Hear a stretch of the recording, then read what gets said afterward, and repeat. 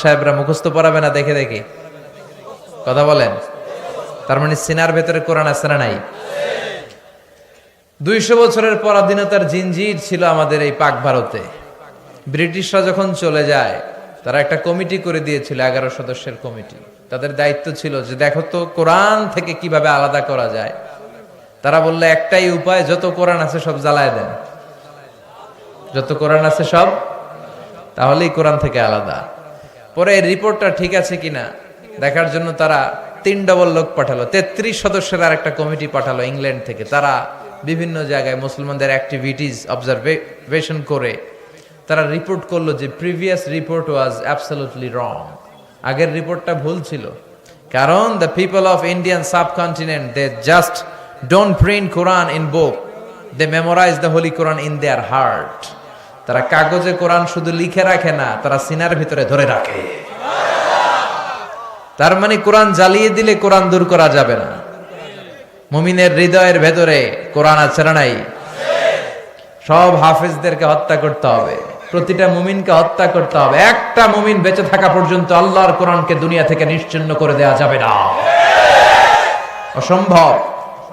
এটা আল্লাহর ওয়াদা, ইন্না নাহনু নাযালনা যিকরা ওয়া ইন্না লাহু লাহাফিজুন। আমি নিজে এই কোরআন নাজিল করেছি, আমি নিজে আল্লাহ এটার সংরক্ষণের হেফাজতের দায়িত্ব নিয়েছি। চিল্লায় বলেন ঠিক কিনা? পৃথিবীর কোন ধর্মগ্রন্থ এইভাবে মুখস্থ করে রাখা যায় না, শুরু থেকে শেষ পর্যন্ত রাখা যায়। বেদ, রামায়ণ, মহাভারত, ত্রিপিটক, দীঘানিকায়া, ইয়াহাবিস্ট, জিন্দাবেস্তা, তাওরাত, ইনজিল, পৃথিবীর কোন ধর্মগ্রন্থ মুখস্থ রাখা যায়? পৃথিবীর কোন ধর্মগ্রন্থের হাফেজ আছে? কোরআনের হাফেজ আছে না নাই? কয় কোটি লাগবে আপনার? সুবহানাল্লাহ কইবেন না? কোটি ছাড়িয়ে গেছে। আলহামদুলিল্লাহ পড়ে। এটার printed translation of the meaning of the holy Quran, বিভিন্ন ভাষায় এটা ট্রান্সলেশন 100 ছাড়িয়ে গিয়েছে। গোটা বিশ্বে ছড়িয়ে যাচ্ছে কোরআন। আর এই কোরআন পড়ে পড়ে, কোরআন জেনে জেনে লোকজন মুসলমান হয়ে যাচ্ছে। আলহামদুলিল্লাহ পড়েন। 3-4 সপ্তাহ আগের ঘটনা, একজন ডাচ পলিটিশিয়ান যে কোরআনকে গালি দিয়েছিল, this Quran is a poison, এই কোরআন নাকি একটা বিষ।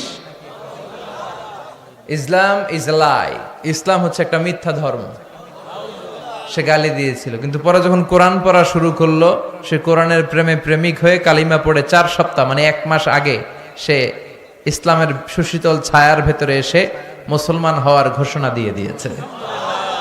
এভাবে যারাই কোরআনের প্রেমে পড়ে তার হৃদয়টারে আলোকিত করে দেয় কে? এজন্য কোরআনের সাথে সম্পর্ক বাড়ানোর দরকার আছে না নাই? এই কোরআন পড়লে সওয়াব, ধরলে সওয়াব, শুনলে সওয়াব, মানলে সওয়াব, এই কোরআনের জন্য মরলেও সওয়াব। এজন্য কোরআনের সাথে সম্পর্ক বাড়াতে রাজি আছেন? প্রতিদিন কোরআন পড়বেন তো? বঙ্গানুবাদ পড়বেন? বাংলায় আল্লাহ কি বললো জানার দরকার আছে না নাই? আমরা অনেকেই বঙ্গানুবাদ পড়ি না। মাতৃভাষায় কোরআনকে জানতে হবে, আপনার নিজের ভাষায়। You have to know the holy Quran in your own mother tongue. আপনার নিজের মায়ের ভাষা কোনটা? জোরে খোকা, আরো জোরে খাও, বাংলা। এই বাংলায় জানতে হবে আমাদের। রাজি আছেন? আল্লাহ তুমি তৌফিক দাও।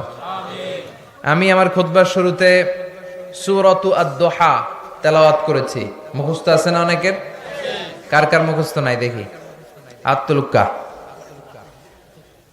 হ্যাঁ, অল্প কয়েকজনের মুখস্থ নাই, বেশিরভাগই আলহামদুলিল্লাহ পড়েন। এই সূরাটা কোরআনের 30তম পারার একটা সূরা, 93 নম্বর সূরা, মাক্কি সূরা। কি সূরা?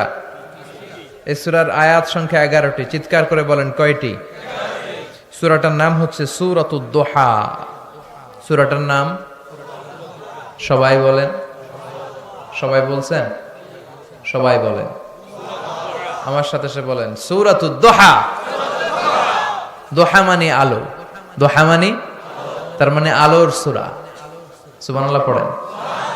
আলো হচ্ছে সম্ভাবনার প্রতীক। এই আলো হচ্ছে আশার আলো। কিসের আলো? আশার আলো। এই সূরা আপনাকে আশার আলো দেখাবে।